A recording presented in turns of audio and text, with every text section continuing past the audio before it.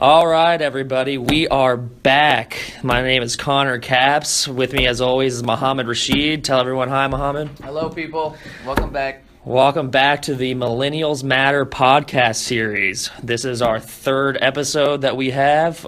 We've gotten really good traction with the first couple.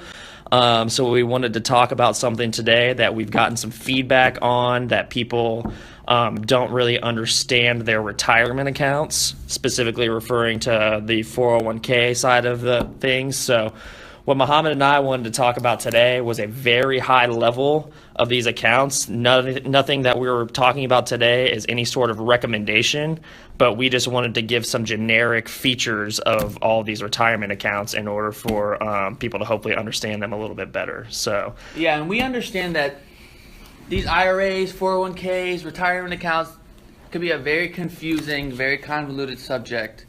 So we want to do our best to explain as simply and as easily as possible what they are and what you can do with them. Exactly. And to some of the listeners, this may seem elementary, but from what we've noticed, myself and Mohammed, working in this industry for a few years now, is people typically just do the 401k, maybe you're in a 403b or 457, doesn't really matter, but just because that's what everyone else is doing, or that's what their HR person says to do, which is fine, but we just want people to understand what they're really putting their money into. I mean, you're working hard for these dollars.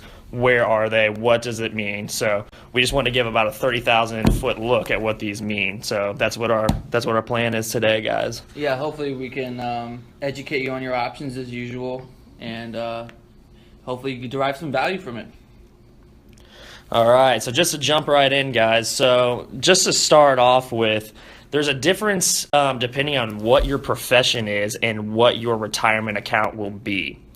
So what that means is that if you work for a corporation or something, you're a for-profit company, you're most likely going to have the generic 401k that we've all heard about. Guys, this is not an investment, and that's something that I've noticed with millennials that they don't entirely understand. I've had conversations where a client of mine, I may ask them, if they're a new client, well, what are you invested in? And they'll say, well, I'm invested in my 401k. And I'll say, well, what's inside your 401k? Right. Well, I don't know. What do you mean? So just so everyone understands what a 401k is it's actually nothing more than a tax code shelter. Okay.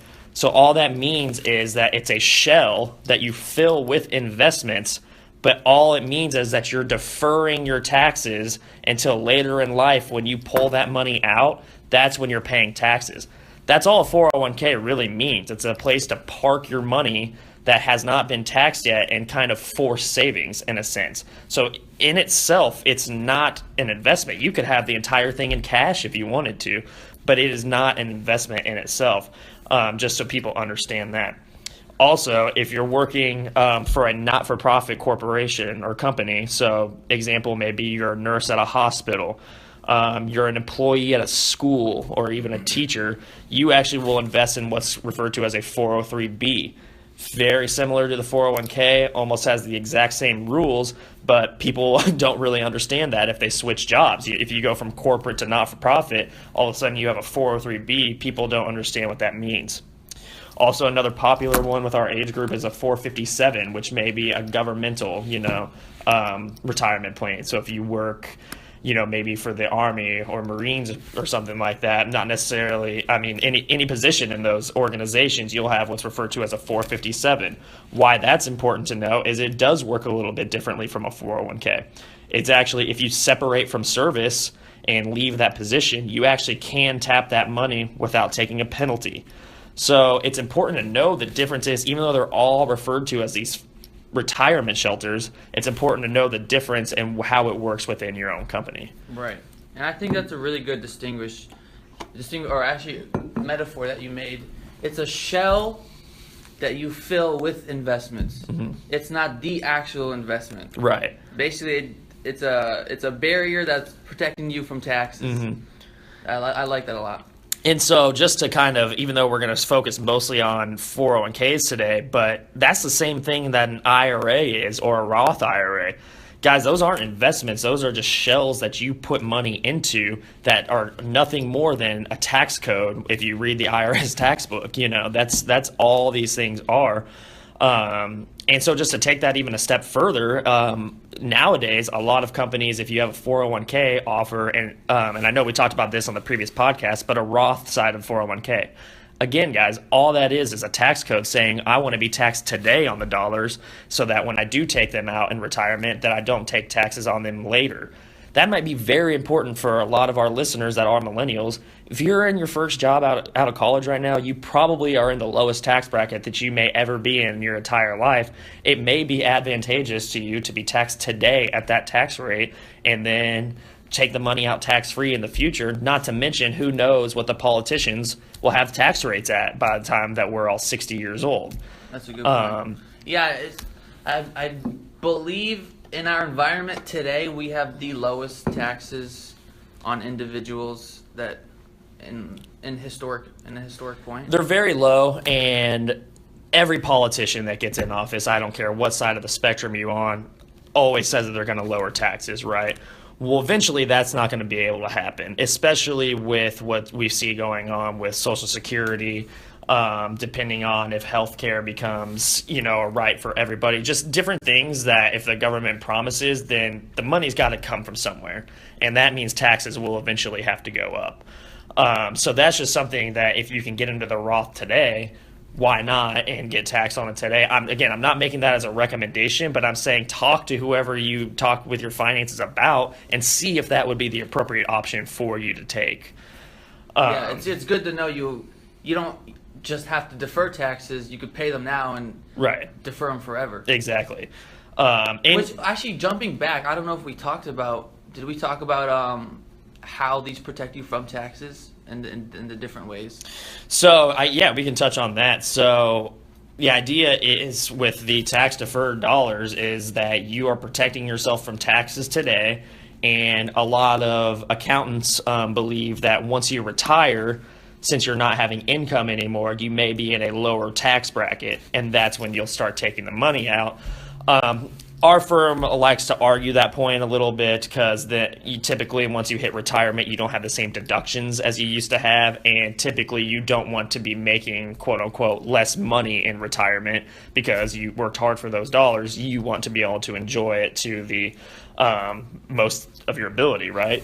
So, but that doesn't mean that these tax-sheltered accounts aren't good. I believe in them, and I think that they're important, and they have a purpose in every portfolio. And it's just understanding how they work today so that when you do hit 59 and a half and start taking this money, or I don't know if you guys are aware, but at 70 and a half, if you have tax deferred dollars, the government will force you to take that as income because they want their tax money. So whether you need the money or not, at 70 and a half, in any IRA, traditional 401k, any of those tax deferred vehicles, you are forced to take money out in what's referred to as required minimum distributions. So just being prepared for that. And then, Mohammed, just to answer your question a little bit further, on the Roth side of things, you're having a tax advantage because you're taxing yourself today instead of down the line when, as I implied, you may be in a higher tax bracket. I'm going to be hopefully in the lowest today. As I become more successful, I want to make more money, and I'll be in a higher tax bracket. Maybe going the Roth route today would make a lot more sense. So hopefully that kind of answered the question. So if I'm a listener, I'm taking notes. Traditional means I get taxed on my money in retirement. Yes, when you take it out later on in life. You have not been taxed on the dollars yet. Right. And then Roth means I get taxed today, so I don't have to get taxed. Right. And all your investments will grow tax-free, and you take it out tax-free when you access those dollars. I heard a good metaphor for this. If you're a farmer, a traditional is being taxed on the harvest, growing your crops, and then getting taxed on all that. Or you can be taxed on your seed, which is the Roth IRA. You can get taxed on the plants today and then grow whatever you want and have all that for your retirement. Yeah, I think that's a perfect analogy. I mean, that puts exactly into perspective what we're trying to get across. I think Tony Robbins said that. Yeah, we'll give credit where credit's due. He's the master. So all right, so let's jump a little bit further now that we kind of understand these accounts better. So what do we do if you leave your job? right? So there are a couple different options of what people choose to do. So you can either leave the money at at your previous job that you left. You still have it. It's still your money. It'll be invested in how they want it to be invested or how it was prior to that. So the reason that we don't like this option as much as at our firm is because you kind of lose control of the money, but technically it is still yours and you will still have access to that. Then another option is your new job, as long as it has a 401k, you can roll it into the new 401k. A lot of people do this for simplicity. It aggregates the assets into one location, and then they'll just invest that way. But what a lot of people typically enjoy to do is take the 401k dollars and roll it into an IRA or an individual retirement account. The reason this may be the most advantageous, and again, I'm not making a blanket recommendation by any means here, but the reason that it may be advantageous is because then the money is actually in your control and you can invest it in any way that you want rather than be subjected to the options within your 401k plan, which will be limited based on the plan provider. So those are just a couple different options of leaving your job, because a lot of people don't know that you should do something with those dollars and roll it out into a different location so that you still have control and can still make an educated decision on what to do with those dollars. Right. Another thing to think about if you are considering leaving your job is, are you vested in your 401k? A lot of people don't understand that there's vesting schedules typically in plenty of 401k plans. So what that may mean is, let's say that you've worked at your job for a year and you go online and see that you have, call it $8,000 in your 401k. I'm just pulling a number out of thin air. Well, if there's a vesting schedule that's maybe a 5-year vesting schedule that says each year you're allowed 20% of those dollars, well, you may not be entitled to that full $8,000 whenever you leave, okay? So you need to talk to your HR person or whoever it is in charge of the 401k plan there and find out, am I fully vested off the bat? Some companies will say, you know what, as long as they work here and they're in the plan, they're 100% vested day one. Other plans say, no, we want employee retention. Let's stretch it out over a couple of years, and maybe that'll encourage people to stick around longer, which is fine. That's completely acceptable and understandable for employers. They don't want to just get somebody that's going to hop around, a year later. They're looking for long-term employees, so that may be a way to encourage employees to stick around. This is actually news to me. I mean, Connor, you're educating me right now. When your money is vested, that means you have access to it when you leave. Yes, so exactly. It's a good thing. It's a good thing to. Yes, and again, the companies may just have a vesting schedule just so they don't have a ton of turnover, because they're looking for solid employees that are long term, that are going to stay there. So they may say, listen, if you leave before this 5-year vesting period, we're not going to give you all the dollars, because that's the agreement we got into. We were looking for a long-term employee. You agreed to that, and all of a sudden you leave us next year high and dry. You're not going to have access to all of it. So just keep those things in mind when you do decide that you are looking for a new company. Just, it's not as cut and dry as I'm taking all my money with me. Again, some companies it may be, but just keep that in mind. No, that's something very important to be aware of, actually. So then just also diving in a little bit further into what's inside the 401k or 403b or 457, what are the funds available? Guys, a lot of people just say, I'm going to go with the default funds because it's easy. I don't have to think about it. I don't know what it is anyway. And that's fine, but understand even what that default option is. A lot of companies, their default will be what's referred to as target date funds or something along those lines, which means they'll take your estimated year of retirement and base the investment on that. So for someone Muhammad and I's age, being in our early 20s, obviously we're not going to retire for another 40, 50 years, right? So it'll be very aggressive in equities and stocks at the beginning, and then automatically adjust itself to be more conservative and more fixed income as you get closer and closer to retirement. That's a very good strategy. It makes a lot of sense. But all I'm saying is, don't just assume that that's what your default is. Some defaults are just balanced funds that are just, hey, here's a 60% stock, 40% bond portfolio. That's our default. You're going into it. I don't care if you're 20 or 80. So just think about those different things and really be curious. I would encourage people just to ask, whoever if it's their financial advisor, if it's their HR person on their job, just say, listen, I may be young. I may want to take a little more aggressive approach. What are my options? And just be curious to talk through those. Yeah. I'm sure some people listening are like, well, I thought my retirement account was the investment. And now you're telling me I have options and I get to look at that? Right. So, yeah, if that's you, yeah, definitely look at your options. You have, it's in your control. You have different investment vehicles to put your money into. So. Exactly. And it goes back to the rolling over conversation. If you do change jobs and you roll it into the new 401k, did you do that for simplicity? And does it really have the investment options that you're looking for inside of there? Would it have made more sense to switch to an IRA? I'm just saying, guys, you got to be, this is your money that you're working hard for. These thoughts need to be going through your head, especially with how much technology is at our fingertips. This could be a quick Google just to find out options or something, So don't just take everything for granted in these plans and default.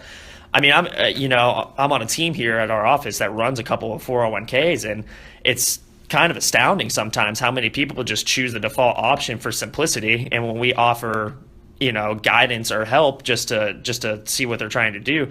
No, I'm not worried about it. It's just the default's fine. It's, obviously since I'm a financial advisor, I look at it a little bit differently and more in depth, but I think it's important to really try to encourage people to, well, maybe I should take 30 minutes and hear what they're talking about and see, maybe I should have done the Roth or what is the match. So just be curious. I really want to encourage that and really hit on that as we go through this podcast. Mm-hmm. I'm guessing I can't even imagine not knowing what I'm invested in. Mm-hmm. Like, that's such a different paradigm to me, but it could be scary to some people. Right. And understanding the rules. I believe the limits this year are $18,000 that you can put into the 401k. It's an additional $6,000 if you're over 50 years old, but people don't even know that there's limits on how much you can contribute to certain accounts. A Roth IRA, you can only put $5,500 in. Do people know that? And do they understand the penalties if you overfund something or anything like that? So just be very curious and really dive into these things. Guys, this is your retirement. You want to take those vacations or drive a nice car, have a nice house, spend money on your future grandkids, whatever your mindset of retirement is, this is how you're going to achieve it, or these dollars. So be as curious as possible and just take the time, and once it's set, you can kind of let it go and forget about it. But just saying, I want to do the default and match and the traditional IRA or 401k, that's just being, complacent in a world that I think that we need to really dive into things, and not be complacent. So hopefully that kind of helps people understand a little bit more about these accounts. Yeah. Was there anything else that... Just one other thing I'll touch on. This will be a little more in depth, but this would be something that you really would talk about with the plan provider or with the advisor on the plan. Just things about, does the plan allow for loans if you do fall in hard times and need money out of your 401k without hopefully taking so if you take the money out of a 401k before you're 59 and a half, you'll incur another 10% penalty in addition to what your tax rate would be, right? So some plans, though, allow for loans to be taken out of the plan with maybe a slight interest rate or something like that. Or is there a profit share component to the plan where if the company's profitable, you share the profits of it? Little things like that may seem minuscule and may seem over your head, but I promise you it's not as complicated as it sounds, and it may be a way for you to build your wealth even quicker. So that's just kind of a wrapping up thought that I wanted to put in people's minds. All right, awesome. So I guess just for a quick recap, so people, if they're taking notes, they can jot these down. Mm-hmm. So what are the two different types of tax benefits for the retirement accounts and the different types of retirement accounts? So essentially there's tax deferred, or what we would consider tax exempt, which is where that means that you paid taxes today and then it grows tax free. So that would be the difference between the traditional and the Roth. So those are the two main tax shelters. There's obviously the IRS code is over 70,000 pages for a reason, but just to talk generalities. And then the different types of retirement accounts. Again, this just depends on where you work. If you work for a corporation, it'll probably be a 401k. If you work for a not-for-profit, it'll probably be a 403b. And if you work for a government company or a government entity, it'll probably be a 457. So just understand the difference. There are minor differences in all of those things. I'm not going to go too into depth about it, but just understand those differences. Awesome. And what else was I going to say? Well, I'll just do a couple final thoughts just to wrap it up, just of what we talked about. Think about when you leave jobs, what are your rollover options? Are you vested off the bat, or is there a couple year vesting schedule? Do you want to do the Roth versus the traditional? Is there even that option? That's important to find out. Do you want to just have the default investments, or should you be more aggressive in finding out the right investment for you? Does the plan allow for loans, distributions, or profit sharing? Those are just a couple little things, and just know, what the limits are and what the catch-up provisions are, and just things that can help you be even more deadly in the investment game by yourself. So I just think all those are important. So yeah, be curious, find out your options, because your retirement account isn't the investment itself. That is just the vehicle for the investments. And yeah, hopefully you guys learned a couple things. Connor, I mean, that was great as usual. Thank you. You educated me on vesting. I wasn't even aware of that. So yeah, if anything else you want to say to the viewers? All right, guys, we'll wrap this one up. We appreciate all the listeners and all the views that we've been getting and all the feedback. We're going to keep pumping these things out. So if anyone has any topics or anything they'd like us to talk about, feel free to give us a call, shoot me an email. The number here is 314-822-4440. Look forward to hearing from some of you guys. Thank you. Securities offered through Kalos Capital Incorporated, member FINRA, SIPC, MSRB, and investment advisory services offered through Kalos Management Incorporated, an SEC registered investment advisor, both located at 11525 Parkwood Circle, Alpharetta, Georgia 30005. Kalos Capital Incorporated and Kalos Management Inc. do not provide tax or legal advice. E3 Consultants Group is not an affiliate or subsidiary of Kalos Capital Incorporated or Kalos Management Incorporated. This material is educational in nature and should not be deemed as a solicitation of any specific product or service. All investments involve risk and potential loss of principal. Kalos Capital nor Kalos Management offer tax and legal advice. Please consult with a tax advisor or attorney for advice regarding the impact on your portfolio. The presentation is provided for informational purposes only. Specific investments may not be suitable for all attendees and should not be deemed as an offer or recommendation of any investment.